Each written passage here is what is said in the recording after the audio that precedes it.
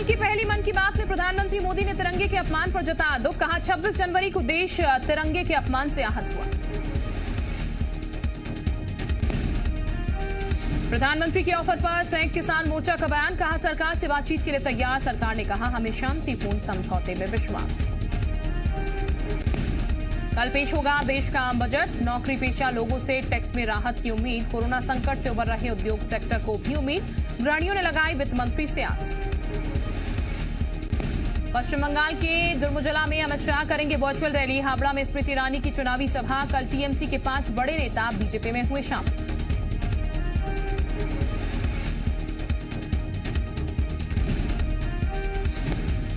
कल से देश के सभी सिनेमा हॉल, थिएटर, ऑडिटोरियम को 100% की क्षमता के साथ खोलने की इजाजत। हॉल में खाने की वस्तु ले जाने की भी मिली मंजूरी।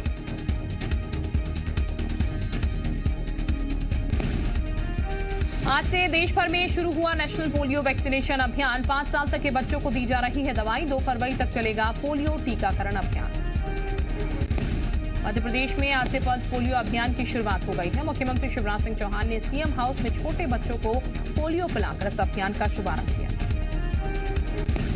पोलियो अभियान की शुरुआत के अवसर पर स्वास्थ्य मंत्री डॉक्टर प्रभुराम चौधरी, स्वास्थ्य आयुक्त डॉक्टर संजय गोयल, प्रबंधक संचालक स्वास्थ्य मिशन छवि भारद्वाज मौजूद रहीं।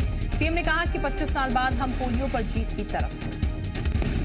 इंदौर में बीजेपी के प्रदेश पदाधिकारियों की बैठक आज। सीएम शिवराज सिंह, वीडी शर्मा समेत कई वरिष्ठ नेता होंगे शामिल। अगले 3 महीने के कार्यक्रमों और निकाय चुनाव समेत कई मुद्दों पर हो सकती है चर्चा। इंदौर में होने वाली बैठक में नगर निकाय चुनाव और पंचायत चुनाव के साथ ही पार्टी के दूसरे कार्यक्रमों पर चर्चा की जाएगी और रणनीति तैयार की जाएगी। कार्यक्रम में राष्ट्रीय स्तर के भी पदाधिकारी शामिल। मध्य प्रदेश में बीजेपी की जिला कार्यकारिणी के लिए अब तक नामों का ऐलान नहीं हो सका। जिला कार्यकारिणी के नामों को लेकर सर्वे पूरा हो चुका है और प्रोफार्मा के मुताबिक नाम भी मंगवा लिए गए हैं। बावजूद इसके नामों का ऐलान नहीं हो पाया है। मध्य प्रदेश में निकाय चुनाव को लेकर हलचल तेज हो गई है। राज्य निर्वाचन आयोग तैयारियों को अंतिम रूप देने में लगा हुआ है। चुनाव आयोग 8 फरवरी को मतदाता सूची को प्रकाशित करेगा, जिसके बाद अगले 7 दिन यानी 15 फरवरी तक मतदाता सूची पर दावा आपत्ति बुलाई जाएगी। तो वहीं मध्य प्रदेश में 3 मार्च को अंतिम मतदाता सूची का प्रकाशन कर दिया जाएगा। संभावना जताई जा रही है कि अप्रैल के पहले सप्ताह में निकाय चुनाव कराए जा सकते हैं। नवगठित जिले के गौरेला, पेंड्रा, मरवाही में मारवाही ब्लॉक में नल जल योजना की स्थिति कई गांवों में बद से बदतर हो चली है। ग्राम पंचायत में पीएच विभाग ने ओवरहेड टैंक को बनवा दिया है, लेकिन ओवरहेड टैंकों में अब तक पानी नहीं पहुंचा। झाबुआ में अवैध डीजल पर प्रशासन ने कार्रवाई की है। पुलमाल चौराहे से करीब 9000 लीटर डीजल पकड़ा गया है। पानी की टंकियों में डीजल भरकर रखा गया था। मौके से भरने की मशीन भी बरामद हुई। हालांकि कोई भी आरोपी पुलिस की पकड़ में नहीं आया। मध्य प्रदेश में स्थान और भवनों के नाम बदले जाने की मांग करने वाले नेताओं को मंत्री उषा ठाकुर का साथ मिला। मंत्री उषा ठाकुर ने कहा अगर कहीं तथ्यों को परे रखते नामकरण किए गए, उनके बारे में प्रमाण जुटाकर नाम बदलने का अधिकार तो हमारा संविधान देता है। सागर में सीएम शिवराज सिंह चौहान की किसान कल्याण निधि कार्यक्रम में पहुंची महिलाओं ने कार्यक्रम की व्यवस्थाओं की पोल खोल दी और जमकर हंगामा किया। सागर में हुए कार्यक्रम में भीड़ इकट्ठा करने के लिए आंगनबाड़ी कार्यकर्ता और स्वयं सहायता समूह की महिलाओं को मीटिंग के नाम पर बुलाया गया था। उन्हें खाने पीने की व्यवस्था का भरोसा भी दिया गया था, लेकिन जब खाना नहीं मिला तो इन महिलाओं ने कैमरे के सामने कार्यक्रम की पोल खोल दी। तो वहीं कार्यक्रम की पोल खुलने के बाद खंडवा विधायक देवेंद्र वर्मा सफाई देते नजर आए। उन्होंने कहा कि मुख्यमंत्री महिलाओं के बीच काफी सम्माननीय है, इसीलिए उनके कार्यक्रम में भीड़ इकट्ठा होती है। दमोह जिले में पुलिस की सख्ती के बाद भी शराब माफिया बाज नहीं आ रहे। पुलिस और आबकारी विभाग की टीम ने जबलपुर नाका चौकी इलाके पर बने ढाबे पर छापेमार कार्रवाई कर भारी मात्रा में शराब जब्त की। दमोह जिले में पुलिस ने ढाबे से बड़ी संख्या में बियर की बोतल और जहरीली कच्ची शराब जब्त की। हालांकि छापेमार कार्रवाई के दौरान ढाबे का मालिक फरार हो गया। पुलिस ने ढाबे में काम करने वाले एक व्यक्ति को हिरासत में लिया। मुरैना में हुए जहरीली शराब कांड के बाद शिवनी पुलिस पिछले 15 दिन से अवैध कच्ची शराब के खिलाफ ताबड़तोड़ कार्रवाई कर रही है। इसी के तहत लखनवाड़ा थाना के दतनी और गोपालगंज गांव में पुलिस ने कच्ची शराब बनाते हुए 4 लोगों को गिरफ्तार किया। शिवनी में आरोपी के पास से 52 लीटर कच्ची शराब और 250 किलोग्राम महुआ बरामद हुआ। दरअसल पुलिस को मुखबिर से गांव में कच्ची शराब बनने की सूचना मिली थी, जिसके बाद कार्रवाई करते हुए पुलिस ने जमीन के अंदर रखी शराब और लहन नष्ट की। राजधानी भोपाल में सरकारी दफ्तरों में अब साधारण फिनाल की जगह गौ फिनाल का उपयोग किया जाएगा। अब सरकारी दफ्तरों को केमिकल युक्त फिनाल की जगह गौमूत्र से बने गौ फिनाल से साफ किया जाएगा। गौ फिनाल के उपयोग के आदेश जारी कर दिए गए। वहीं मध्य प्रदेश के सरकारी दफ्तरों में गौ फिनाल के उपयोग के आदेश के बाद सियासत शुरू हो गई है। कांग्रेस विधायक कुणाल चौधरी ने कहा है कि सरकार निजी कंपनी को लाभ पहुंचाने के लिए तैयारी कर रही है। सरकार गौ फिनाल की आड़ में बड़ा भ्रष्टाचार करने जा रही है। सरकारी दफ्तरों में गौमूत्र के इस्तेमाल को लेकर बीजेपी के प्रदेश मंत्री राहुल कोठारी का कहना है कि कांग्रेस सरकार ने जिस तरीके से 15 महीने में भ्रष्टाचार की गंदगी सरकारी दफ्तरों में फैलाई थी, उसको साफ करने के लिए और कांग्रेस की मानसिकता को दुरुस्त करने के लिए गौ फिनाइल से सफाई अब बहुत आवश्यक है। मध्य प्रदेश में सरकार अवैध शराब के कारोबार पर लगाम लगाने की लगातार कोशिश कर रही है। इसी कड़ी में अवैध शराब को पकड़ने के लिए आबकारी विभाग होमगार्ड्स का सहारा भी लेगा। मध्य प्रदेश में आबकारी विभाग के प्रस्ताव पर गृह विभाग ने करीब 400 होमगार्ड सैनिकों की सेवाएं देने पर मंजूरी दे दी है। आबकारी विभाग ने अवैध शराब पर कार्रवाई के लिए मैदानी अमले की कमी बताते हुए गृह विभाग से होमगार्ड सैनिकों की मांग की थी।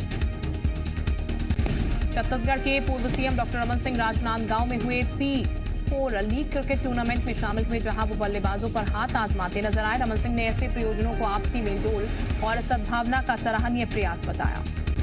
राजनांदगांव पहुंचे रमन सिंह ने जिले के 8 गोबर खरीदी केंद्र बंद किए जाने पर भूपेश बघेल पर निशाना साधा। उन्होंने कहा, बिना प्लानिंग की योजनाएं बनाई जा रही हैं।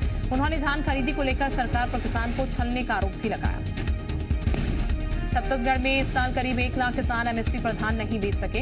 प्रदेश में कल तक 92 लाख मीट्रिक टन से ज्यादा धान खरीदा गया, जो पिछले 20 साल में सबसे ज्यादा। हालांकि खरीदी की आखिरी तारीख आज है, लेकिन शनिवार रविवार को खरीदी नहीं होती है, लिहाजा 29 जनवरी को ही खरीदी खत्म हो गई। इस साल 21,52,475 किसानों में से 20,53,483 किसानों ने धान बेचा। छत्तीसगढ़ में धान खरीदी की अंतिम तारीख से 2 दिन पहले शनिवार और रविवार पड़ने की वजह से बंद हो गई, जिसके बाद प्रदेश में सियासत शुरू हो गई। बीजेपी ने धान खरीदी की तारीख 15 दिन बढ़ाने की मांग की, तो सरकार अब तारीख बढ़ाने को तैयार नजर नहीं आ रही। डिंडोरी जिले में खनिज विभाग की बड़ी लापरवाही देखने को मिली, जहां खनिज और राजस्व विभाग की ओर से जब्त किया गया सामान गायब हो गया है। तो वहीं गायब सामान के खनिज विभाग को इसकी कोई जानकारी ही नहीं है। ग्रामीणों के मुताबिक रातों रात गिट्टी को डामर प्लांट ले जाया गया। वहीं खनिज विभाग के अधिकारी मामले की जांच के बाद कार्रवाई की बात कह रहे हैं। निजी संस्था की सर्वे रिपोर्ट 2020 में छत्तीसगढ़ राज्य को पुलिसिंग के लिए देश भर में दूसरा स्थान मिला है। 18 राज्यों की रैंकिंग में छत्तीसगढ़ ने कई बड़े राज्यों को पीछे छोड़ा है। वहीं पहला नंबर कर्नाटक को मिला है। निजी संस्था की सर्वे रिपोर्ट 2020 के अनुसार कर्नाटक के बाद छत्तीसगढ़ ऐसा राज्य है जो पुलिस बल की विविध आवश्यकताओं को पूरा करता है। वहीं पिछले साल की सर्वे रिपोर्ट में छत्तीसगढ़ 10वें स्थान पर था। रायपुर में 2 लोगों को दर्दनाक हत्या का मामला सामने आया है। घटना खमाडी इलाके की है। दिवंगत मंत्री डीपी कृत लहरे की बहू और 9 साल की पोती की हत्या कर दी गई। पुलिस ने दोनों के शव को घर से बरामद किया। उनकी हत्या कर शव को बेड में छुपा दिया था। मामले में पुलिस ने 2 लोगों को हिरासत में लिया है। इसके साथ मृतक महिला के पति से भी पुलिस पूछताछ कर रही है। शुरुआती जांच में दोनों की हत्या जूते के फीते से गला घोट कर किए जाने की आशंका जताई जा रही है।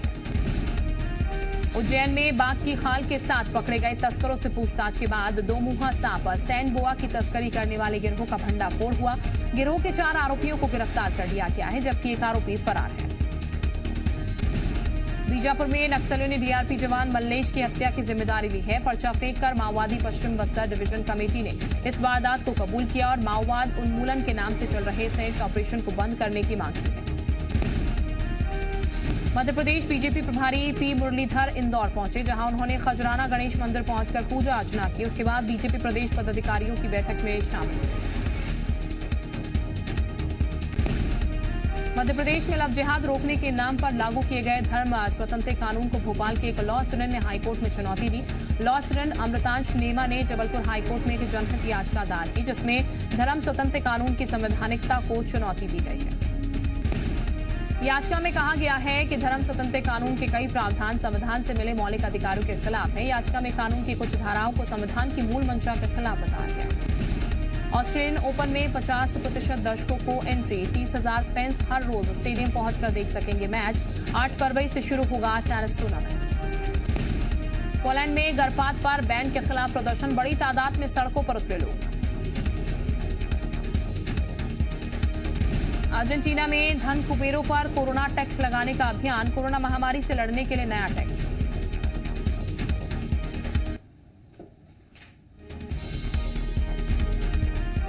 कांस फिल्म फेस्टिवल 2 महीने के लिए टला, कोरोना महामारी के चलते जुलाई तक टाला गया। फ्लोरिडा के अपने आलीशान रिजॉर्ट में रह रहे पूर्व राष्ट्रपति ट्रंप को लीगल नोटिस, एग्रीमेंट तोड़ने का। बाइडेन के आने के बाद भी यूएस चीन के बीच टकराव, अमेरिका ने कहा दक्षिण चीन सागर में मित्र देशों की हिफाजत हमारा फर्ज। अमेरिका में 1 फरवरी से पब्लिक ट्रांसपोर्ट में मास्क जरूरी, US centres for disease control ने ऑर्डर जारी किया। पाकिस्तान में कोरोना की दूसरी लहर, 6 देशों की यात्रा पर रोक 28 फरवरी तक बढ़ाई। भारत के खिलाफ साजिश, पाकिस्तानी नौसेना के लिए चीन ने बनाया दूसरा लड़ाकू जहाज, 4 वॉरशिप का सौदा हुआ है।